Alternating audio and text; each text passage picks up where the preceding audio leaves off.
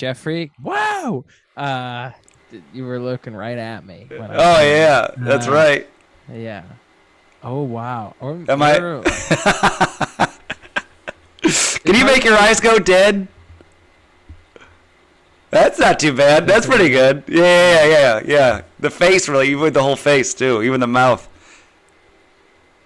Really, do you find that you make? I find I'm making that expression more than I think. Like if I'm at a show, particularly, or like at a hang, and I'm just standing back there and no one has spoken to me for a while. Sometimes everything just shuts off. Yeah. You'll zone out, and then you have no idea. You're just looking like you just died on the inside. Right. I've always had because I have an intense stare. It's I got some powerful peepers, if you will. Yeah. Oh yeah. That people are always like, you got to make eye contact, but I've always been so nervous that my eye contact is too powerful for people. Right. Yeah. You don't want to kill them.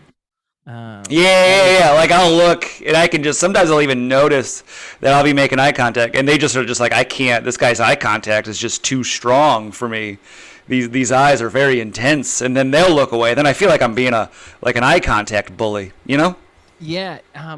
I haven't said this to anyone yet, but this might be a good time to get your opinion on it. I have been, if I'm at a show or an open mic, and I happen to be near the front of the stage for some ungodly reason, and like a comic looks at me to like they're doing, not like they're doing crowd work, but they look at me. Yeah. My new thing is I'm going to keep eye contact with them until they stop, because I always did a thing where I looked away real quick. Yeah, same. I think I'm taking the power back by saying, you know what, I'm gonna keep eye contact with you until you decide it's uncomfortable. I've done that before. Yeah, it depends on mood. I'd say 80% I look away. They hit me. I'll look away. But if I'm in a mood for some reason, I'll just hit and I'll hold. And for some reason, I just want to big dick them. Just. Yeah, right. Yeah.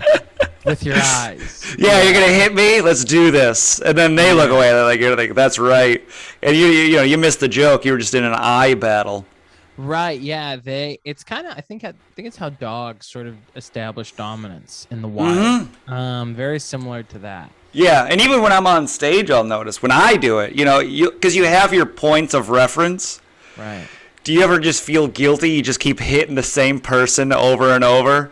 100%. And they're just like, man, why do we keep connecting? Right, yeah. Why am I carrying the load of this show? Yeah. You're like, okay, I got this section and this section, and you are the person. And they're just like, it's like you force them to uncomfortably smile. Yeah, sometimes I feel bad for certain audience members where it's not even that they're doing anything wrong. They're just having the most fun. And so every comic pinpoints on them. It's like, this is so unfair. This is so unfair. Yeah, I'm sorry. I'm gonna exhaust you tonight, but you're getting hit, right? You're gonna hit constantly, and they're just like, well, I can't look at my phone. This guy's got a hold of me with his creepy stare. You're like, yep. Yeah. Punchlines are hitting you. and if not, it's almost like we put the responsibility on them for the rest of the audience. It's like if you have to carry it for them. Yeah. And if I lose you, you hurt my feelings, know? Yeah, right. Yeah.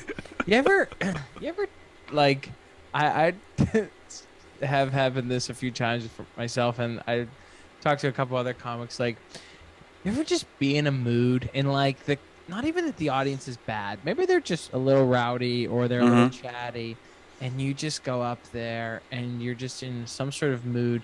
And it's kind of like when a parent sort of yells too loud and everyone freezes.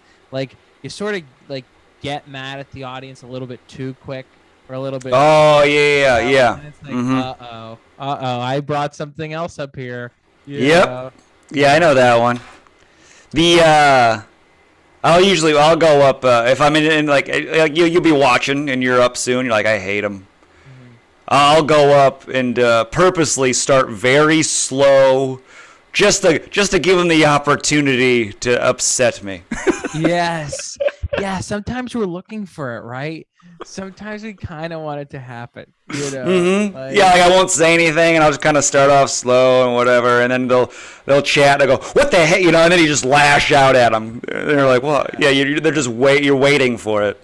Yeah, I have found that, and I think it's comics. It's our own fault. Like with all the videos and crowd work stuff you see online, it's like comics have become so aggressive with audience members in crowd work, and like someone will like sneeze and be like, "Did you sneeze? Are you an idiot? Do you even talk to your parents? What are you, stupid? Like where did you get that shirt? The big dumb idiot shirt store? Did you kill yourself? Kill yourself. Yeah, there's so many times we just threaten kill yourself, suicide. Right. We always go to suicide. I know. We think it's like they're just gonna get up and be like, you know what? I am gonna kill myself. Yeah. You know what? You're right. I'm sorry. I don't deserve to live. Yeah. Or you'll say something like a mildly provocative opinion, and then you'll just wait for anybody. Right. Who's gonna slightly disagree? Yeah. Just waiting for like a murmur in the audience to really pounce. Yeah. Just like, and then everybody. The thing is though, it's like, and I feel like we've been robbed of this, but we are never as comics going to be able to see a show through an audience eyes. I feel like ever again. You know what I mean? And not at all. I would love to just maybe ask an audience member, like, what did you, like, I know you were sitting quietly over there and you were laughing. What did you think of that when that all went down? What were your thoughts? What went through your head? Because they have to think like, well, this is strange. This really turned up a notch pretty quickly. I think from an audience, they just see it, and it is just a thing. Yeah. And it just kind of just flows through their brain, and they're just like, he's yelling at somebody, and they just want to hang out with their friends and drink. Right. And then the whole time we watch everything now. We're just like, oh, that's a good joke. It's well written. Oh, okay. Oh, looks like he's losing him over there. But an audience, they're just like hanging out, and none of it matters to them at all. I was just saying to another comic, like, it really, if the last like 5 minutes of their night is good, it's gonna be a success. Like, I watched a comic, I was working through a comic, and they were not doing well the whole time, and I'm just like, they stink. What are they doing? Why are they on this show? And then the last 5 minutes of the set, crushed, just got them. And at the end of the night, sure enough, everybody comes out like, we had the best time. That was the best.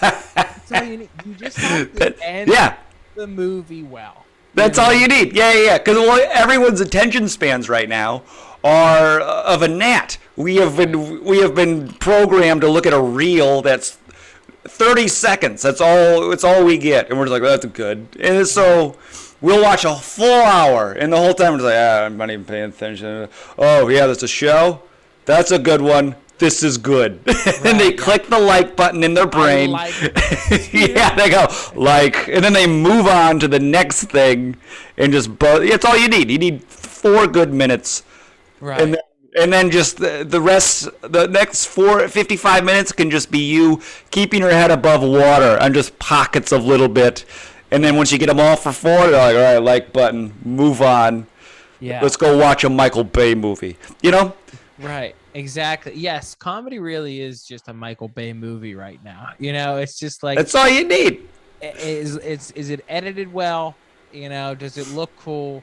Is there someone in a nice jacket? You know what I mean? Like, that's. Oh yeah. Yeah. Bo Burnham's got a full hour, but as long as you like a song, you love him. Yeah, exactly. Yeah.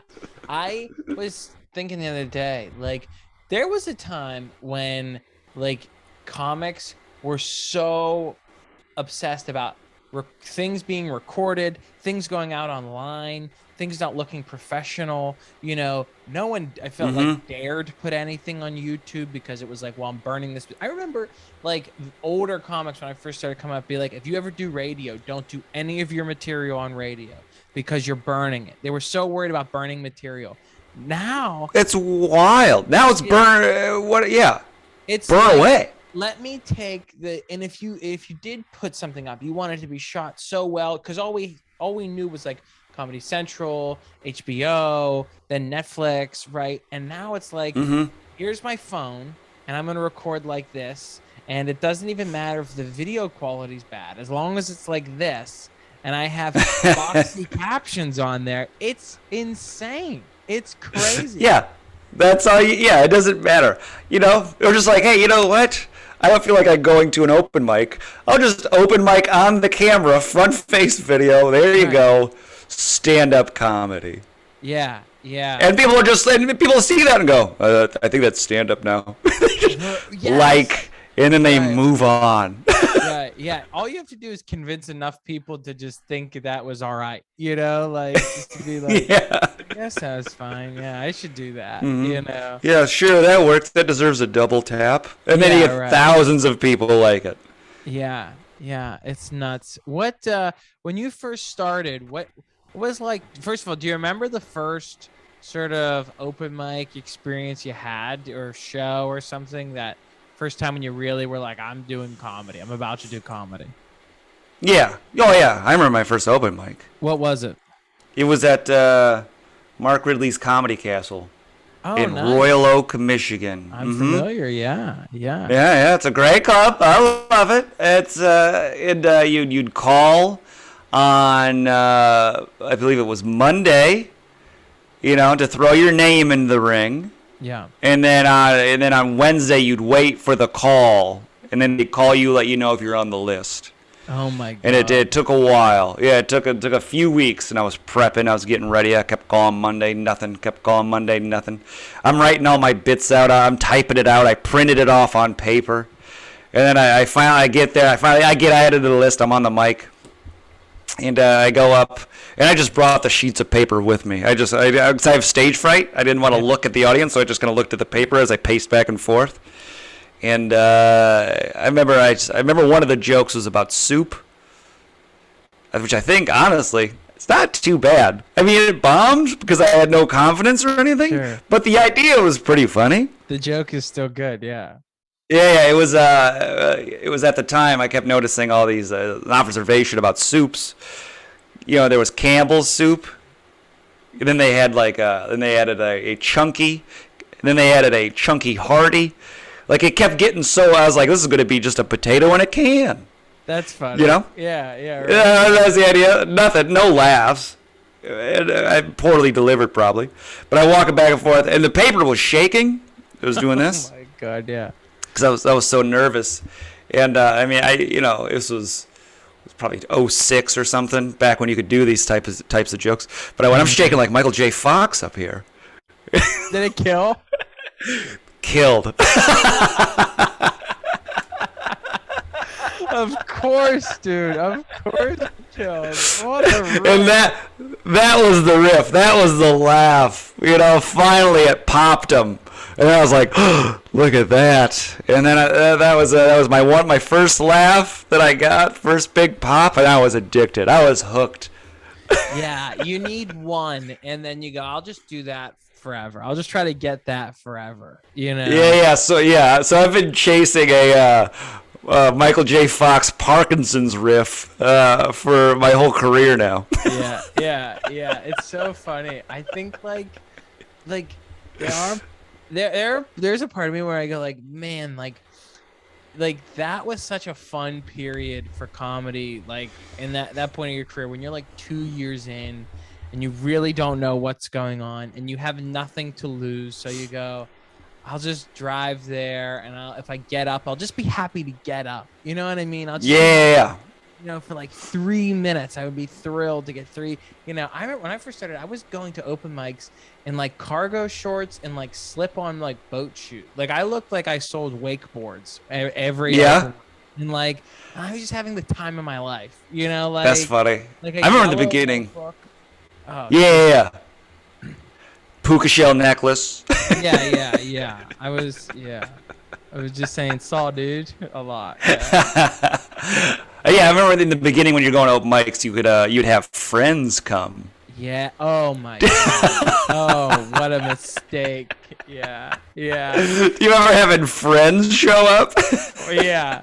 Then like the realization for them that like this isn't like a show, and like you're like you're 80th, like you're how long Yeah, did you be here? we're just gonna hang out here. Right. I would have there's two other open mics. There was Bart's in Ferndale, Michigan, and Bart's was awful. It was just like it was like a brutal open mic, but all the comics went there, and the stage was like behind the bar, but up high, so the bartender's head was like by your feet, pouring drinks and talking to people at the bar, and you have to like talk over that and get to the people, and it was always crazy. And it was there was like never hardly any of it, mostly all comics, and you go there, sign up, but then the host would then rearrange it in who he thought was good. Yes, right. To like new and bad. Yeah. so like for weeks it would just be like I would be at the end and have to wait like 30 comics, and then you slowly start to climb the ranks. Yeah. You go from like, oh yeah, I was 20th last week.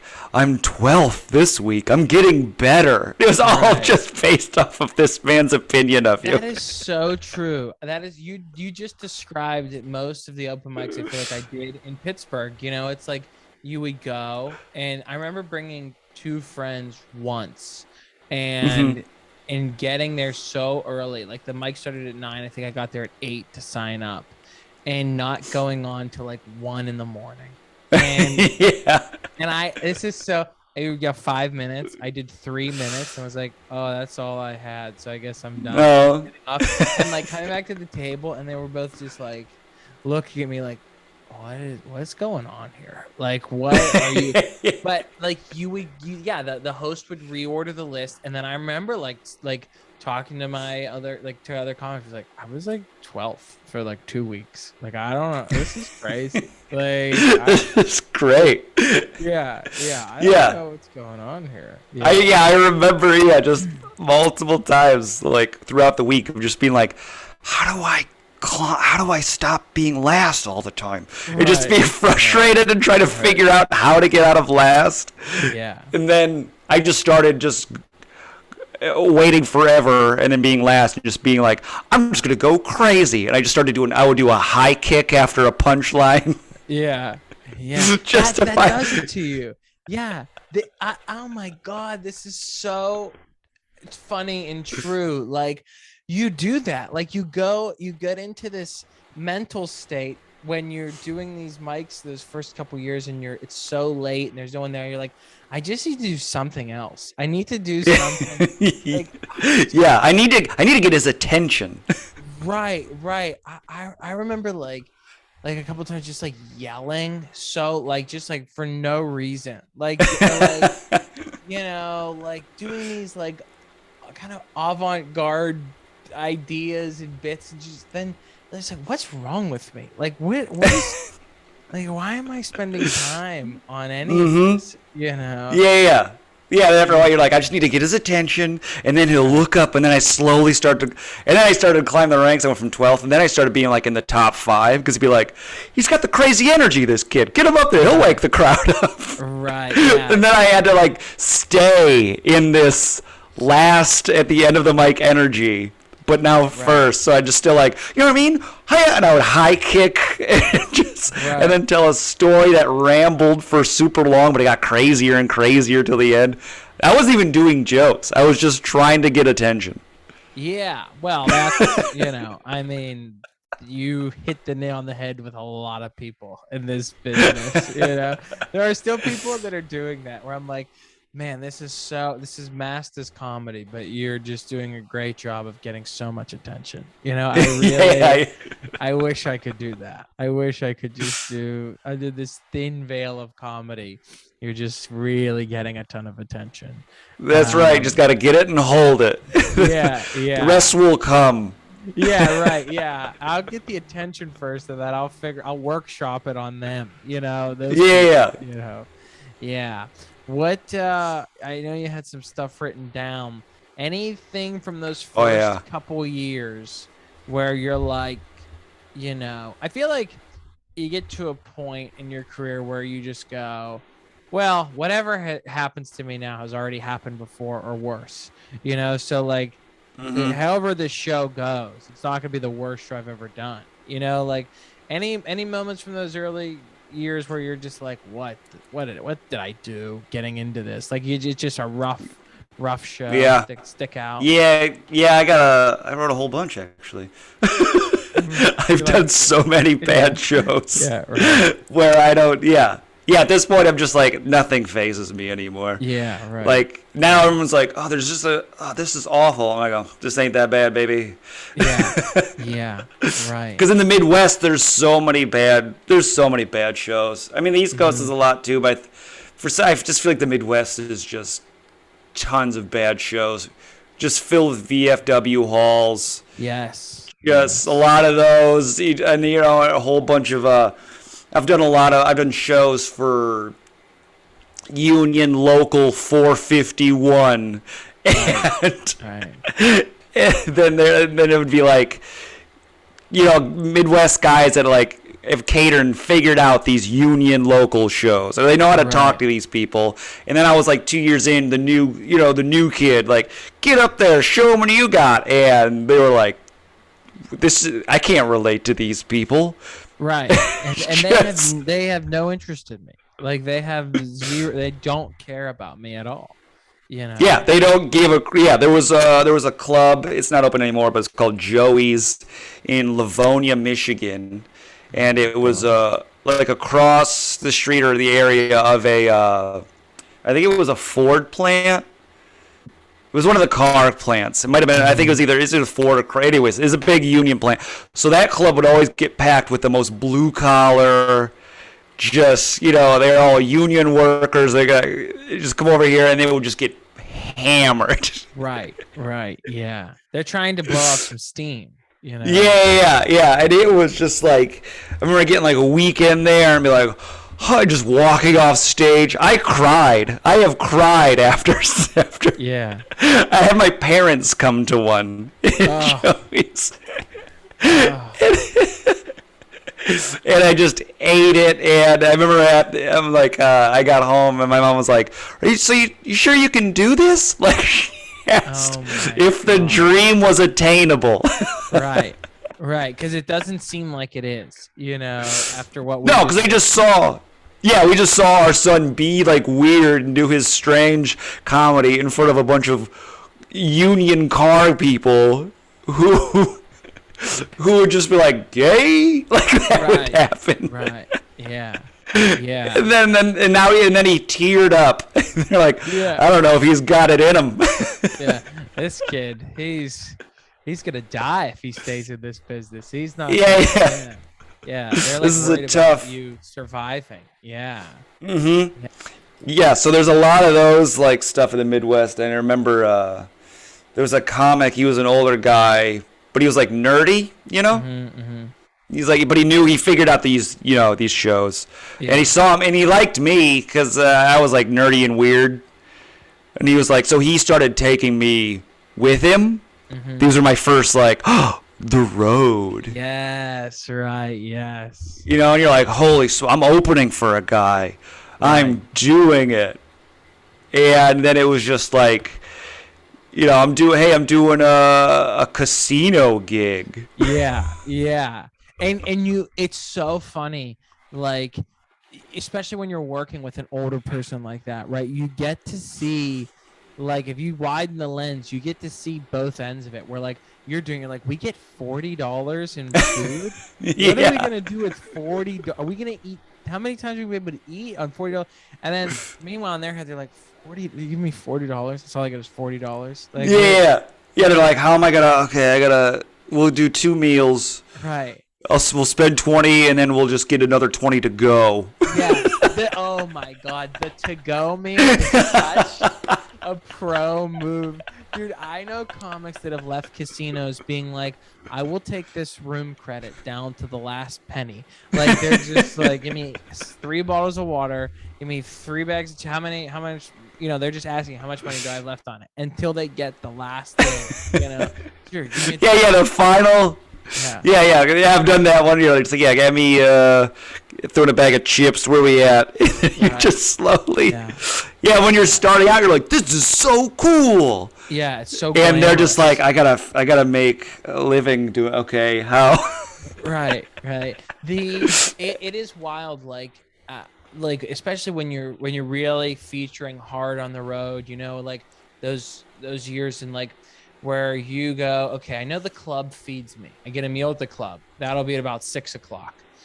If I'm staying at a place that has breakfast, the latest I can eat breakfast is 10 to 6. Okay, that is a while, but like, I think I can get I'll just do a Snickers bar.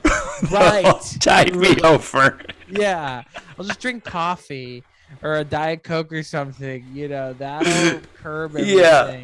The amount of times where they're like, yeah, you can do this club, but they don't put you up, so then you have to find your own place. Oh. And that you really realize, like, how much do I value myself? 100%. I remember just recently talking to Kevin Ryan and him being like, I'm done like doing the thing to like try to break even. He's like, I'll lose money now. He goes, I'm tired of staying in places where I don't get any rest. Like, he was just so adamant about it. I've slept in hotels where I just sleep on the top in my clothes. yes 100%. You go, I've slept in a club and I think we've done the same club, like oh yeah, we're sleeping on the couch. You see me on a couch in an office, dude. I went with Ray Zawadi. I brought him with me, and like we're sleeping in these 2 separate offices, and you're just waking up at like 9 a.m. But it's pitch black because there's no windows. So you're and then you turn on the lights, and it's just like people's family pictures on a desk, and you're like, whoa, like what? What am I doing in here? yeah, it's like you pulled like a graveyard shift, like you had to crash at the office. Oh my god. I've had a buddy I did a club in. It was Louisville, Kentucky. They didn't, so many of them don't put you up. They're like, figure it out. Right. And I knew, I was like, oh, I know a comic in Louisville or from there. And I was like, hey, any place I can crash? He's like, I got a buddy. And then so I messaged the buddy, and they're like, yeah, we have like a room, but there's nothing in it. So it was just an empty with nothing in this room. So I just slept on the floor, just in a completely empty room. Did you have like a blanket or anything?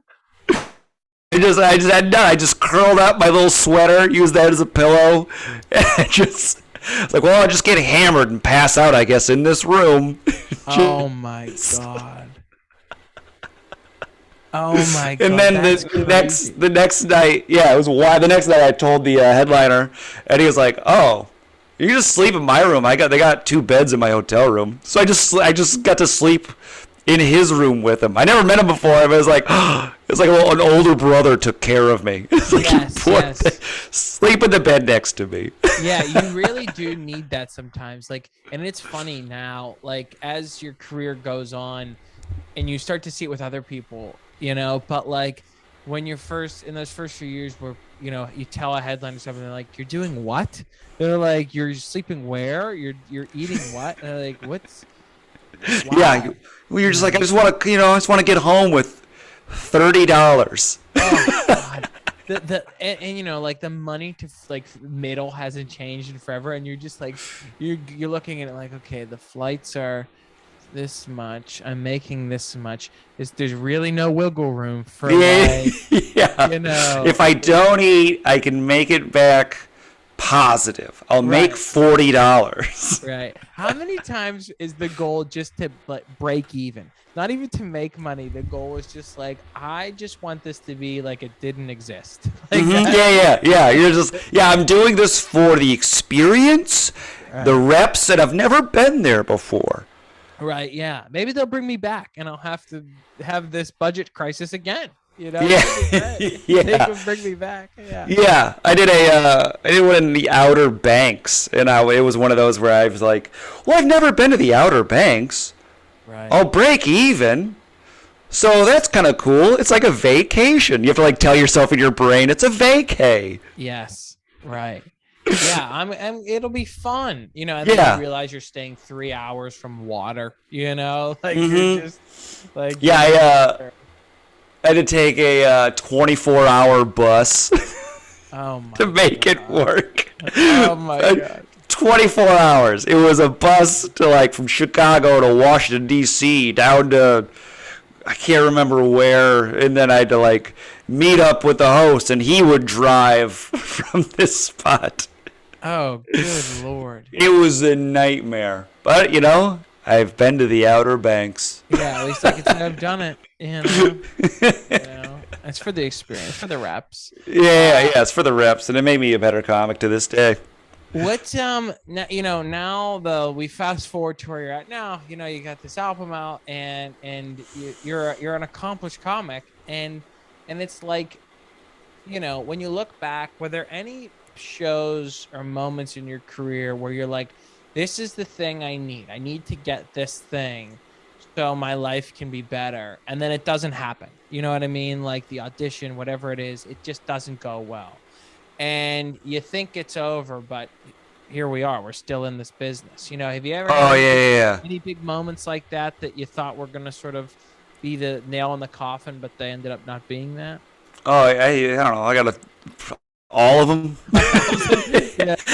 Yeah. Did you just press every record? every year when every year when JFL comes around, Yeah, right. Oh yeah, exactly. Yeah. the amounts of JFL auditions I've killed. Oh man, the amount of I think this year for sure. Right. Right. Yeah. I had what else? Another one I had was I was going to do America's Got Talent.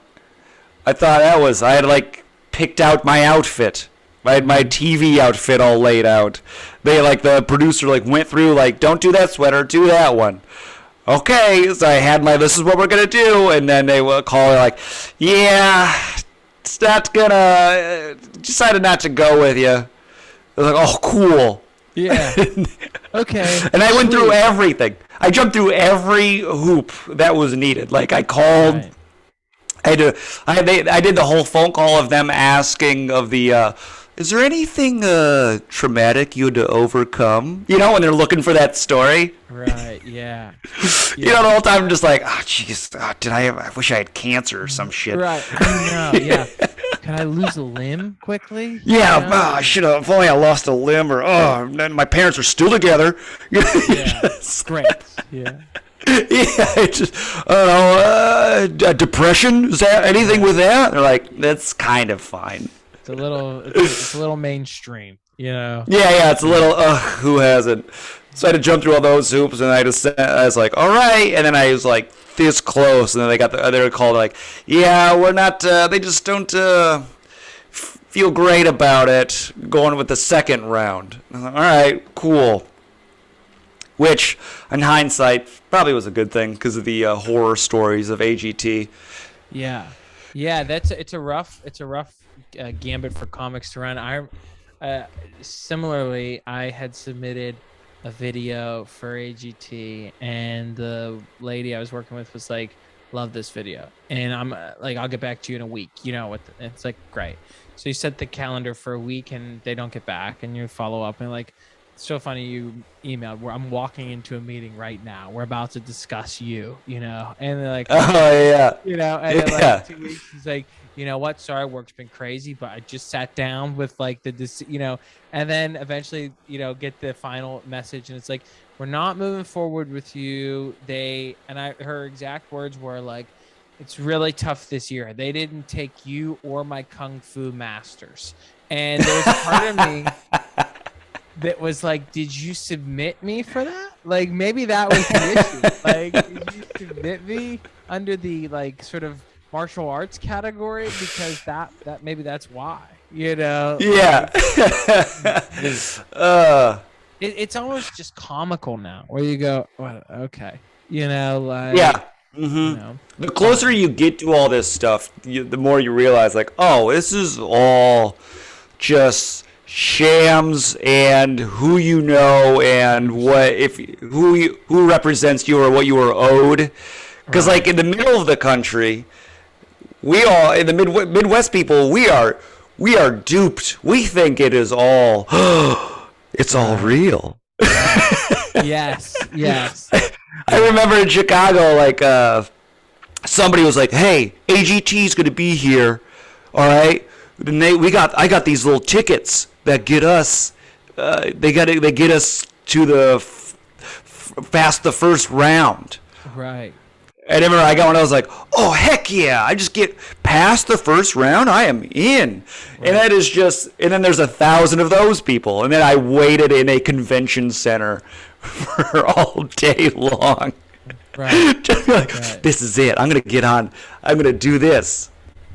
And then you realize, oh, this didn't matter at all.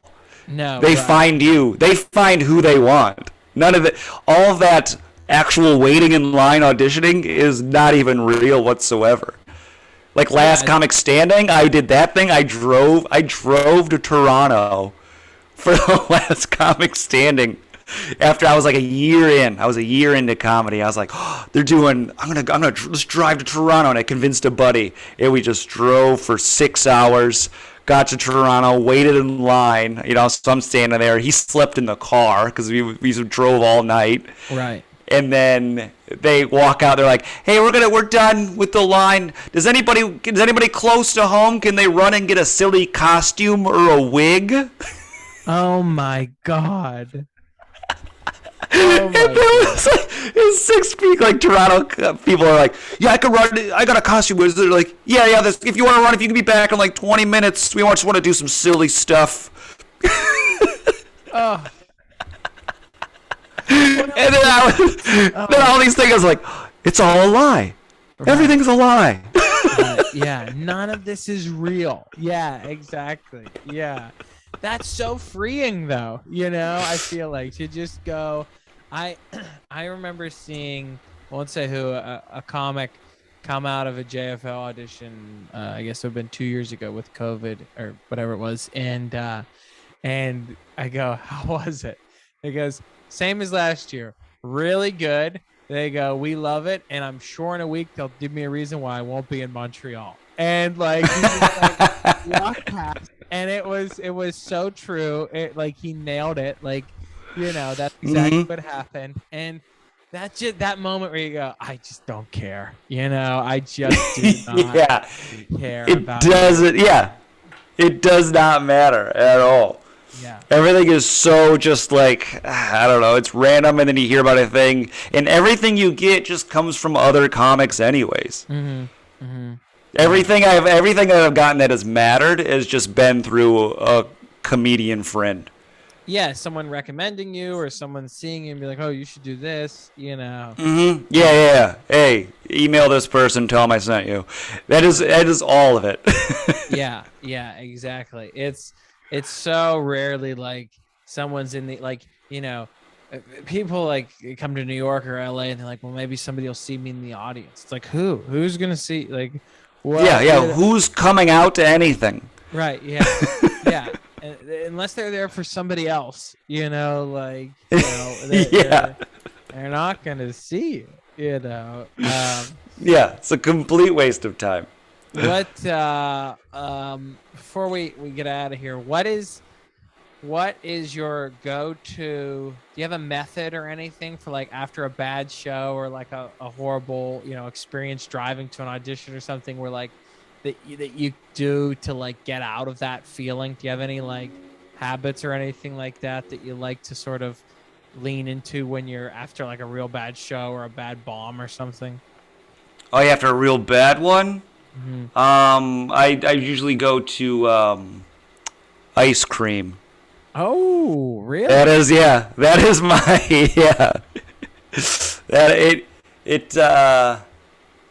Yeah, it used to probably be booze.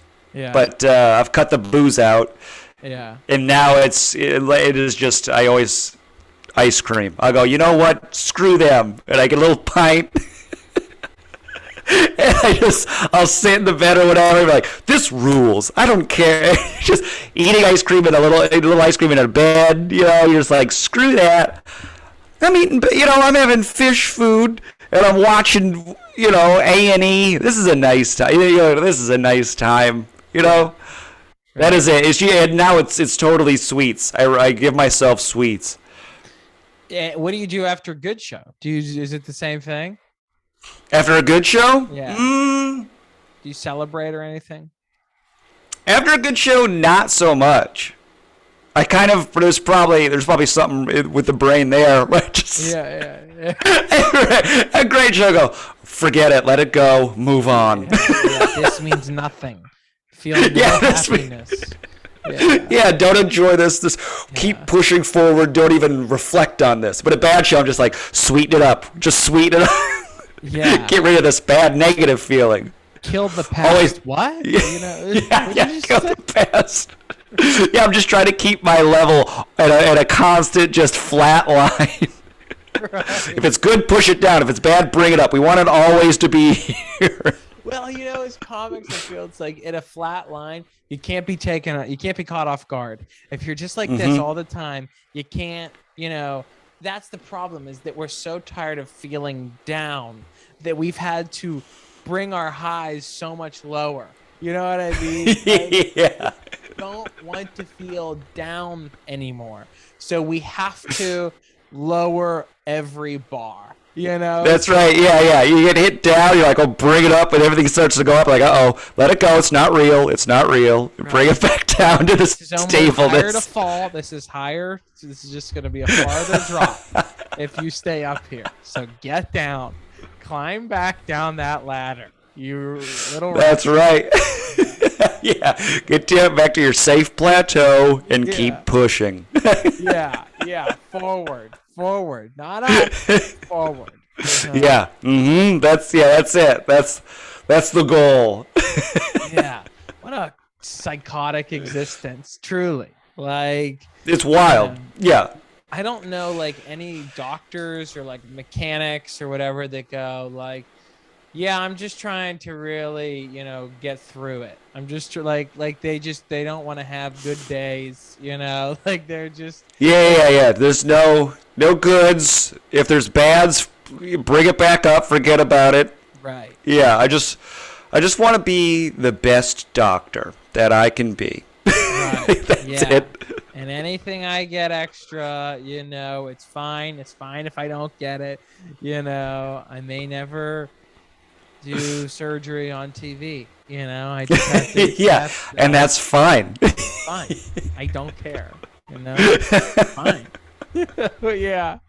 And then you're like, oh God, nothing's worse than when you're close to one of those things and you start cashing the check in your head. You're like, I'm gonna do it. I'm gonna you went through it. You were picking out the clothes, and you're like, this is, I don't know where everyone's going to hang out to watch it. I guess I have to figure out a place where everyone's going to hang out.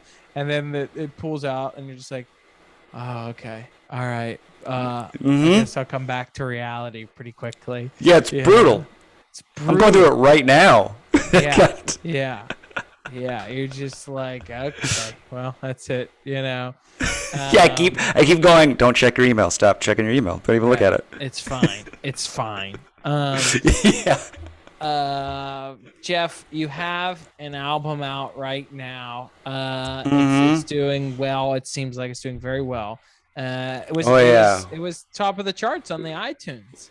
Yeah, we were number one for a few hours. Nice.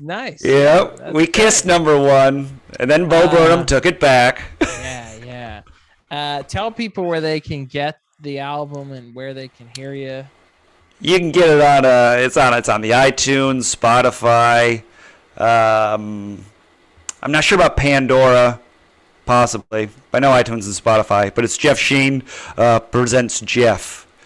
I just named it Jeff. Yeah, And I'm thinking if I do two more, I might do middle name and then last name, or I may just go straight to last name. I don't know. We'll see where we're at. But now I got to work on another one, and boy, oh boy, I'm back to zero. Yes, it's fun. Yeah. I remember talking to Casey Aurora after I recorded my album, and I came back to the city right away. And he's like, "How did it go?" I was like, "It was good, but I feel so sad." He's like, "Yeah." He's like, "Did you not know that?" And I was like, "No." And like talking to like Anthony, he's like, "Oh yeah, I was horribly depressed after I recorded my first thing." And it's like, yeah, someone should really put that out there. Like Yep. it's like I thought it was gonna be like through the roof that this thing was over, and then I was just like, I guess I have no material now.